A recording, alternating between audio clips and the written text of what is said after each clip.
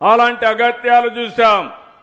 ఈరోజు ఈగలనే వ్యవస్థను పెట్టి రాష్ట్రంలో గంజాయిని వీలైనంత వరకు నిర్మూలించాం. ఒకటే హామీ ఇస్తున్నా, ఎవడైనా సరే గంజాయి అమ్మినా డ్రగ్స్ అమ్మినా అదే చివరి రోజు వారికి మరొక్కసారి హెచ్చరిస్తున్నా. మా ఆడబిడ్డలందరికీ హామీ ఇస్తున్నా, ఎవరైనా మీ జోలుకొస్తే నేను అందులో బాధితుడిని. ఆడబిడ్డలు అవమానం చేసినప్పుడు ఇంట్లో వాళ్ళు ఏ విధంగా బాధపడతారో చూశా. మా మిత్రుడు పవన్ కళ్యాణ్ గారు కూడా ఆ బాధ అనుభవించాం. ఇవి తెలిసిన వ్యక్తులం.